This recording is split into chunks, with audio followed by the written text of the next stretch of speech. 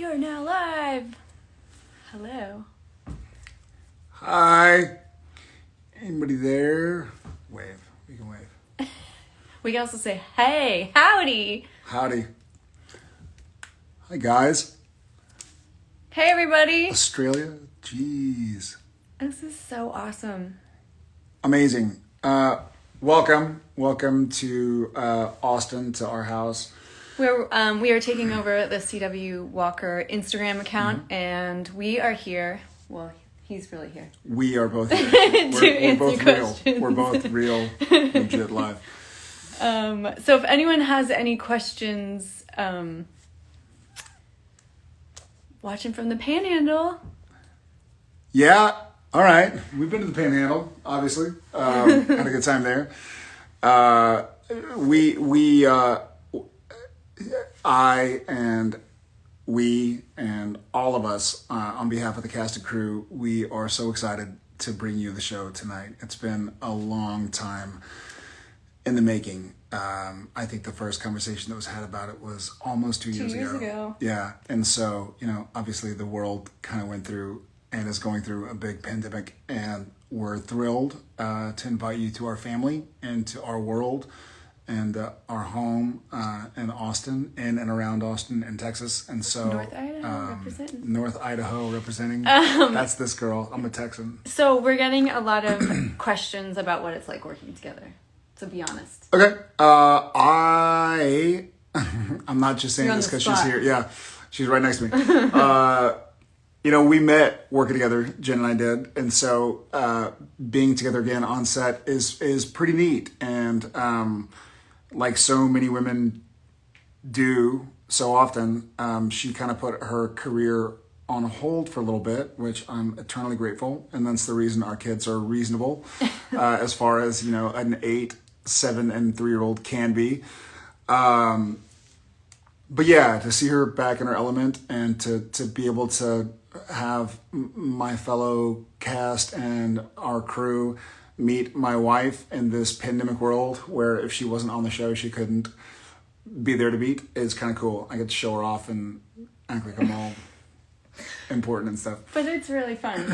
We met working together, and we work really, really well together. We're able to give each other feedback and continue to work, much to our kids' chagrin.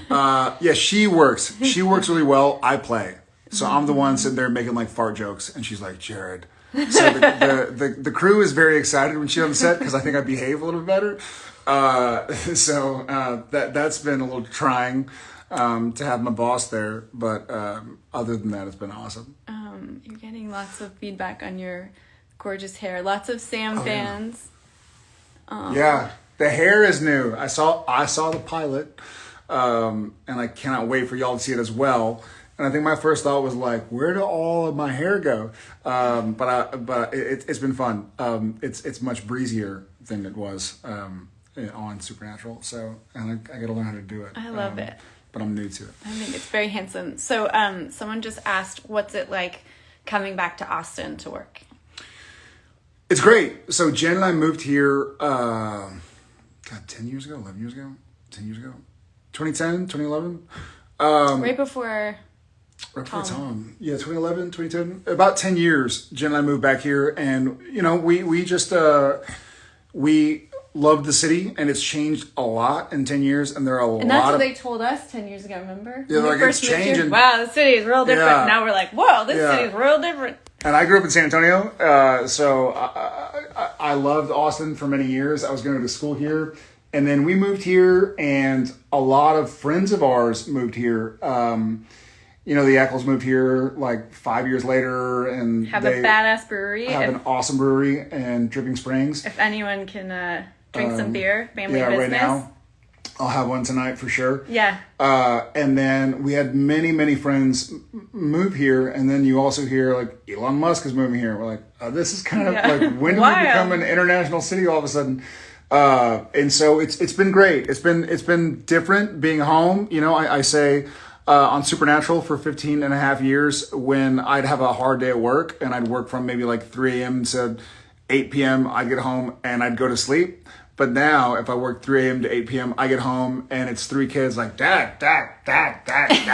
Hey, play with me, Dad. Now he doesn't get any time off. Like, so I wake up the next day. I'm like, I haven't slept.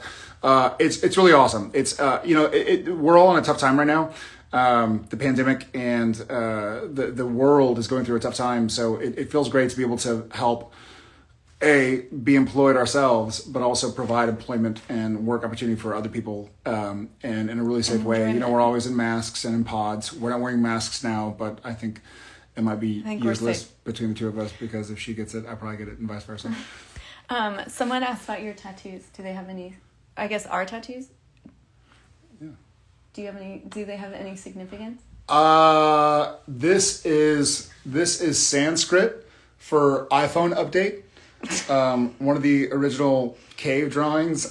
This I got. So my dear friend Bruce, who I love and miss, he for my birthday like 3 or 4 years ago was like, "Hey, I got you a tattoo." I was like, "All right, like well, I'm in Texas. Like, what are we gonna do?" He's like, "We'll do it sometime." And so the day after we wrapped Supernatural, which was we wrapped on September 10th, and so this was September 11th. He and I went and got tattoos together. And then I've always wanted a hollow star underneath my arm, which feels a little bit douchey because it's like, it's not about me being a star. It's like my pride and Texas. And so I do have a star under my arm. And then this I got with my family on screen and off screen, Jensen Ackles and Jeffrey Morgan at Jeff's wedding. It's a Basquiat crown, and I like to quote the bard, uneasy lies the head that wears the crown. So we all got the same thing, but so those are mine. I can't show you my other ones. I'd like to. Maybe in a week or two. Scandalous. Yeah, and I recently got a bear, which if my mom's watching, sorry, not sorry, Mom. And it stands for, it's a California grizzly where I was born. The waters of Whitefish, Montana, where I moved, and then the mountain in the middle is Bald Mountain from Sun Valley, Idaho, which is my hometown. I consider my hometown. So there you go. And then I have these stars on my wrist, which is a long story, but it was a drunken day. And it wasn't a drunken day. I'm kidding. You had them 20-something years ago. No, ago. I mean, yeah, that's what I mean. When I was like, I was a kid. I didn't know any better, and I put them back on because it felt like me. So there you go. Let's see, what else? Does Chuck Norris know about the reboot? He does. God, that'd be weird if he didn't. That would be strange. He'd be like, what? Who's this guy? So he does know about the reboot. He's not on the show, but he is one of the owners of the original property. And so he had to give his blessing, which he did. And I hope he's tuning in and enjoying it. And one of these days. Am I in your face? Yeah. I know the iPhone. My arm is really short. Sorry, everyone. He does know about the reboot, so I look forward to chatting with him about it. Hello from Paris. Bonjour. Merci. What are the nicknames for the cast? Oh no, God. That's private. One's called Keege. One's called Stinky. One's called Grumpy. Then what else? There are a few that we probably can't say. We might get fired. I might get fired at least. But we're still kind of like dialing in our nicknames. So ask me that in another couple of months, and I'll have some great. That's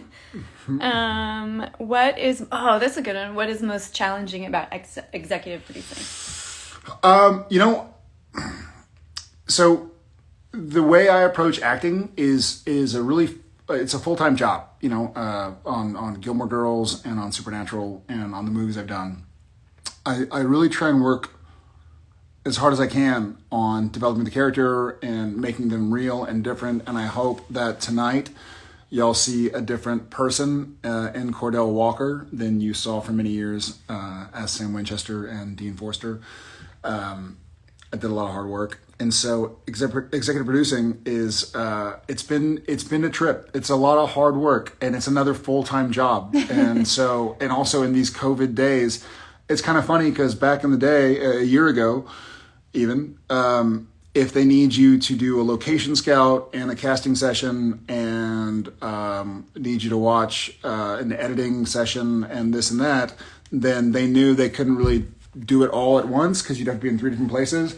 But now that it's all just Zoom, it's like, oh, we'll just change the schedule and you can do everything.